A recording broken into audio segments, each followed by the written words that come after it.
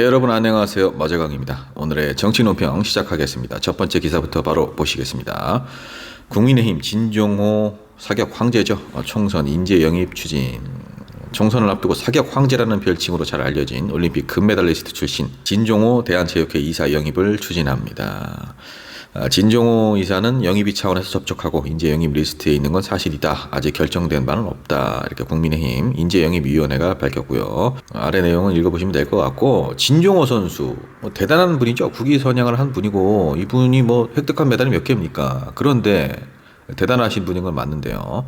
총선이 장난입니까? 진종호 선수가 국회의원의 업무와 관련된 어떤 활동을 해왔으며 어떤 전문 분야가 있습니까? 정치, 행정, 복지, 환경, 노동, 경제, 법률, 이 중에 어떤 전문 분야가 있어서 이분을 영입하려고 하는 겁니까? 합격 선수를 데려다가 총선을 내보내려고 하는 겁니까? 오히려 올림픽 영웅에게 신뢰를 하는 거예요, 이게.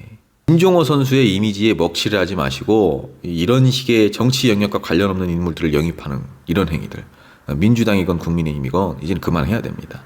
다음 기사입니다. 원희룡 이재명 지역구의 공천 신청. 이재명 정치는 권력을 위한 도구다. 이재명 더불어민주당 대표 지역구 인천 계양 을의 출마 의사를 밝힌 원희룡 전 국토교통부 장관. 이재명 대표의 정치는 권력을 잡기 위한 도구일 뿐이다.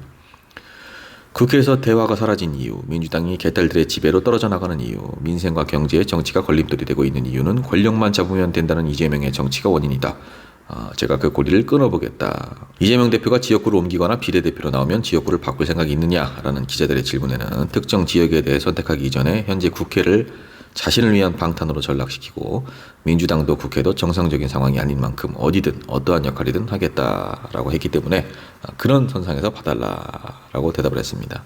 원희룡 전 장관이 착각을 하고 있어요. 국회에서 대화가 사라진 이유는 당 내외를 불문하고 반대 세력 그리고 본인과 반대되는 입장을 가진 사람들은 무자비하게 검찰 권력을 이용해서 탄압을 하는 윤석열 정권 때문에 이렇게 대화가 없어진 겁니다. 그리고 민생과 경제에 정치가 걸림돌이 되고 있는 이유는 윤석열 대통령이 이 아집, 이념 주입 그리고 그것을 막기는커녕 오히려 돕고 있는 국민의힘과 검찰 때문입니다. 그리고 이재명 대표를 막겠다, 그 꼬리를 끊겠다, 이렇게 거창하게 얘기를 하더니 막상 이재명 대표가 지역구를 옮기거나 비례대표로 출마하면 어떡할 거냐라는 이 기자들의 질문에는 특정 지역을 선택하기 전에 어떤 역할이든 하겠다, 이렇게 두루뭉술하게 또 넘어갔죠.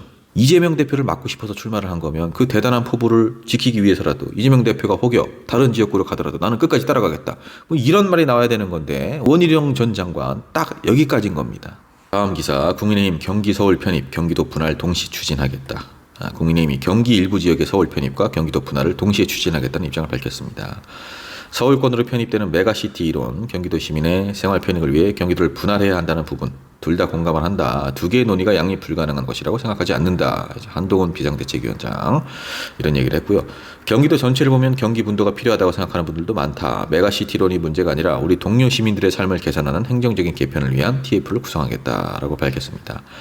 과거에는 우리는 서울 편입이라는 메가시티를 주장하고 민주당은 경기 분도를 주장하는 구도였다. 그러나 경기 분도도 맞는 말이다. 단순히 동의한다가 아니라 행정력을 이용해서 적극적으로 추진하겠다라고 강조를 했습니다. 한동훈 위원장에게 묻겠습니다. 경기도를 분할을 하려고 하는 이유가 뭡니까? 4개로 분할하자 이런 의견도 옛날에 나왔었는데 보통 이제 경기도 분할하면은 북부, 남부 이렇게 2개로 분할을 하는 방법이죠.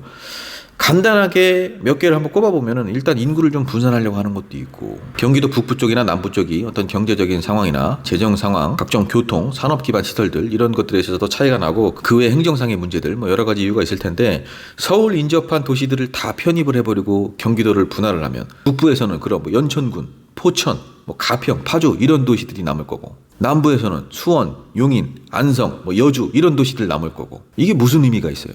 서울도 지금 구마다 재정적인 상황이 편차가 커서 문제가 되고 있는데 서울 인접한 경기도권 도시들 서울로 편입시켜버리고 재정 격차는 더 심화시키고 낙후되고 소외된 지역들은 더 고립시키고 메가서울만 계속 키우겠다는 거 아닙니까?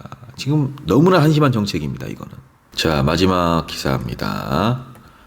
총선 D-70 이재명도 명찰 달고 면접자로 컷오프 예고에 떨고 있는 현역들. 민주당 공천관리위원회 오늘부터 다음 달 5일까지 면접을 진행하고 최종 심사 결과에 따라 공천 배제, 이른바 컷오프 대상을 확정을 합니다.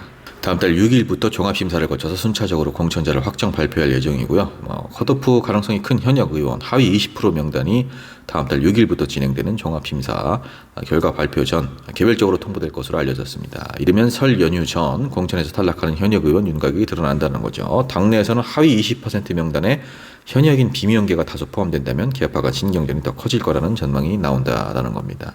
지명, 친명의 문제가 아니라 하위 20%에 들어갔으면 그만큼 국회의원으로서 보여준 게 없다라는 거예요. 자기 자신을 반성할 일입니다. 우리 사회를 위해서든 당을 위해서든 한 게 없으니까 하위 20%에 들어간 거고, 이걸 뭐 개파 문제를 확대시킬 일도 아니고 이재명 대표도 면접을 본다고 하죠. 원래 현역 의원이 출마를 할 경우에 경선을 치르게끔 되어 있는데 사실 너무 압도적이죠. 뭐 당대표라서가 아니라 그냥 이재명이라는 정치인 그 자체만 놓고 본다고 하더라도 지식이나 능력 뭐 이런 것들이 너무나 출중하기 때문에 경선이 의미가 없다라고 보여지고요. 저도 이제 기초의원, 공천심사위원을 해본 적이 있는데 너무 성의가 없는 분들, 그런 후보들이 있어요. 최소한 출마를 할 거면 자기 지역에 어떤 문제들이 있고 그 문제를 해결할 수 있는 비전들, 이런 것들을 갖고 있어야 되는데 총선도 마찬가지입니다. 이 지역구잖아요, 지금. 출마할 때만 지역 주민들 찾고 당선되고 나서는 국회의원이라고 자기 지역은 나몰라라 하고, 그런 정치인들 태반입니다. 이번 면접에서 대거 그런 사람들 좀 싹 다 걸러지길 바랍니다.